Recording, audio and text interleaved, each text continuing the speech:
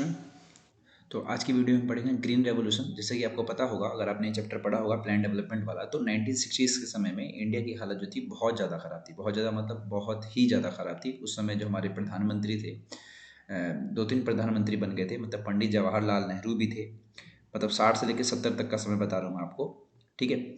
उसके बाद आपके लाल बहादुर शास्त्री है, उसके बाद इंदिरा गांधी भी आई। तो वो जो 60 से लेकर 70 तक का जो दशक था, वो भारत के लिए बड़ा ख़राब दशक था, क्योंकि उस समय बहुत सारी चीज़ें हुई थी। दो युद्ध वगैरह हो गए थे। भारत की जो रुपए की जो वैल्यू थी वो कम हो गई थी, और सबसे मेन जो था आपका वो फूड क्राइसिस आ गया था, ठीक है। तो फूड क्राइसिस से जुड़ा हुआ क्वेश्चन है ये ग्रीन रेवोल्यूशन। तो आप सभी को पता होगा कि जब भारत में 1960 में जब फूड क्राइसिस यानी खाद्यान्न संकट आया था, तो उस समय तो भारत को हेल्प मिल गई थी दो तीन अलग अलग देशों से। वैसे तो मेन हमें अमेरिका से हेल्प मिली थी, ठीक है। तो ऐसी स्थिति फ्यूचर में उत्पन्न ना हो, उसके लिए सरकार ने एक तरीका अपनाया जिसको हम बोलते हैं ग्रीन रेवोल्यूशन, ठीक है। ताकि जो फूड सिक्योरिटी है वो हमारी ठीक हो सके। इसमें किया क्या गया?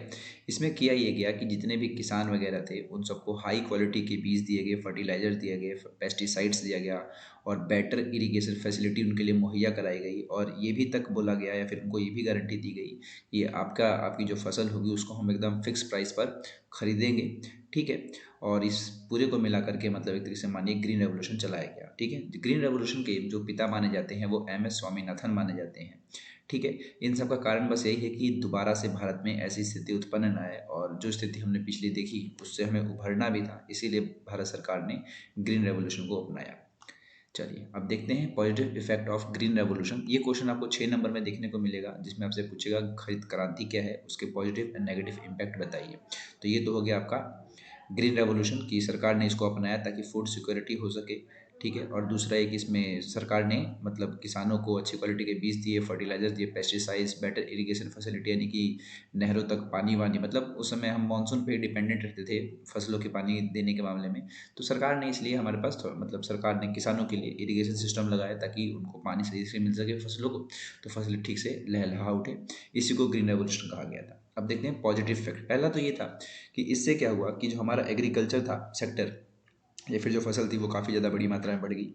दूसरा ये कि जो गेहूं का जो उत्पादन था वो बहुत बड़े स्तर पर बढ़ा। तीसरा ये कि पंजाब, हरियाणा और जो पश्चिमी उत्तर प्रदेश यानी कि वेस्टर्न उत्तर प्रदेश था, ये बहुत ज़्यादा आगे बढ़े। मतलब कि ग्रीन रेवोल्यूशन का सबसे ज़्यादा effect Punjab, Haryana and western Europe में ही, वेस्टर्न उत्तर प्रदेश में ही देखा गया, ठीक है। और अगला था कि जो किसानों की जो कंडीशंस थी वो काफ़ी ज़्यादा इंप्रूव हुई। तो ये तो हो गया आपके पॉजिटिव। लेकिन नेगेटिव भी देखना पड़ेगा हमें। नेगेटिव ये था कि regional and social inequality increase हुई, क्योंकि मैंने क्या बताया आपको, पंजाब, हरियाणा और वेस्टर्न उत्तर प्रदेश ही हुआ जो आगे बढ़ा ग्रीन रेवोल्यूशन से, बाकी नहीं हुए। तो इसकी वजह से रीजनल एंड सोशल इनइक्वालिटी ज़रूर बढ़ी। इसके अलावा क्या हुआ कि जो पुअर फार्मर थे और जो बड़े ज़मींदार थे या फिर लैंड ओनर थे, उनके बीच में गैप बढ़ गया, ठीक है। और इस गैप की वजह से एक और क्लास का उद्भव हुआ जिसको हम मिडिल क्लास भी कहते हैं। तो ये होगा आपका नेगेटिव, और ये हो गया आपका पॉजिटिव, और ये हो गया आपका ग्रीन रेवोल्यूशन की डेफिनेशन। 6 नंबर में आएगा, आंख बंद करके आपको ये लिखना है। चलिए एक और देखते हैं वाइट रेवोल्यूशन। वाइट रेवोल्यूशन जो आपका है वर्गीज कुरियन द्वारा स्टार्ट किया गया था, जिनको हम मिल्क मैन ऑफ इंडिया कहा कहते हैं।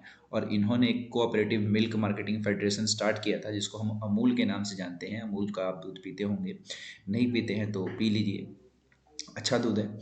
खैर, तो यही था अमूल, और इसी को हमने वाइट रेवोल्यूशन कहा था, इसको हम दूध की क्रांति कह सकते हैं। इसमें कम से कम 25 लाख प्रोड्यूसर जो थे गुजरात के, वो इसमें जुड़े थे। मतलब प्रोड्यूसर का मतलब वही जो दूध से जुड़े हुए जो काम करते थे, या फिर जो लोग थे उनको जोड़ करके ये बनाया गया था। और ये आगे चल के मतलब इसी को एक तरीके से हम इस मॉडल को हम क्या कह सकते हैं, वाइट रेवोल्यूशन कह सकते हैं। 2 नंबर में देखने को मिलेगा कि व्हाट इज़ वाइट रेवोल्यूशन और हु इज़ फादर।